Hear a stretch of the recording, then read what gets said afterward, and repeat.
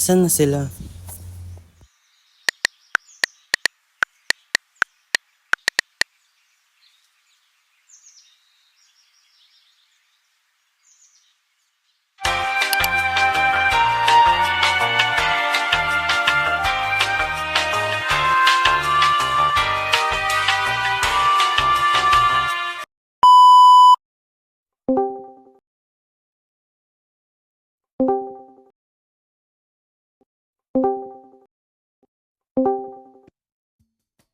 Hi guys!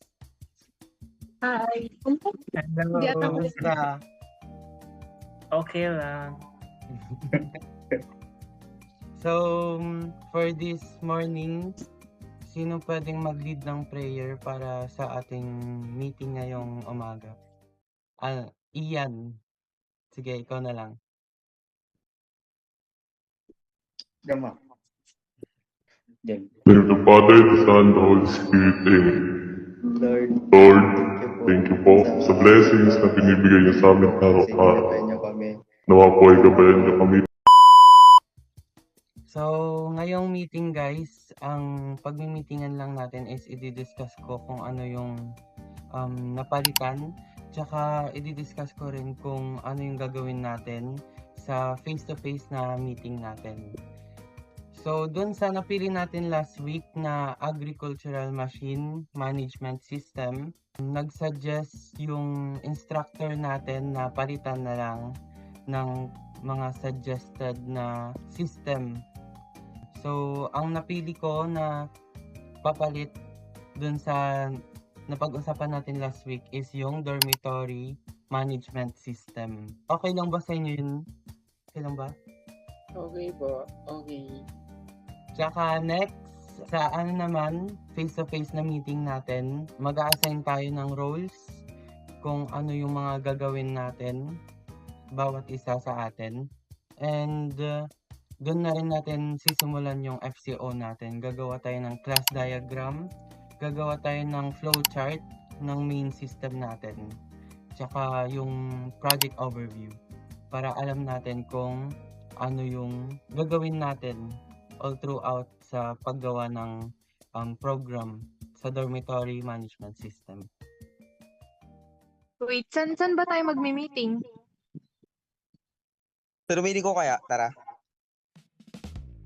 Dominico, ano, Tara?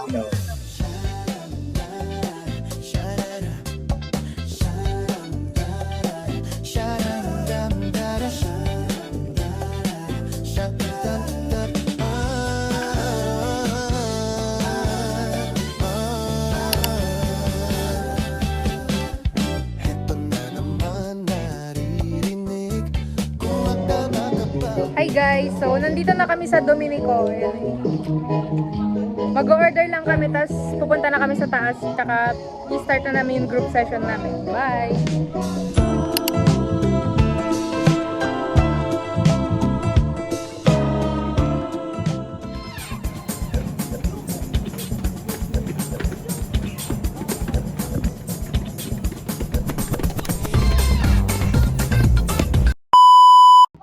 Okay guys, magsisimula na kami mag-session.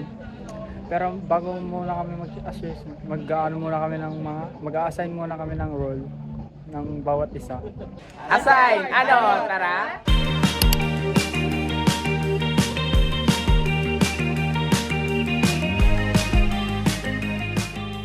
Pagkatapos ng mahaba-habang discussion, ang role ko ay System Designer. Ang role ko naman ay main programmer. Ang role ko naman ay OOP and Functional Development. Ang role ko naman ay File Handler and Data Manager. Ang role ko ay Tester and Debugger. And of course, ang role ko ay project leader and documentation manager. So yun, tapos na kaming umorder and ilang minutes lang, dumating na din yung order namin.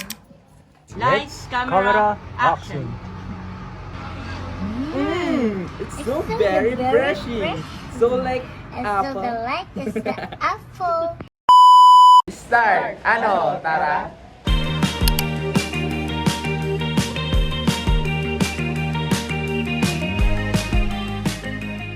Baby, 난 터질 것처럼 만나줘. 그만 생각해. 뭐가 그리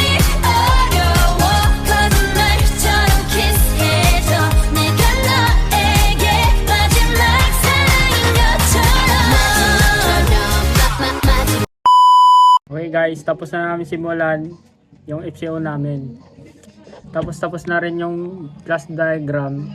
Tapos na rin yung system flowchart namin.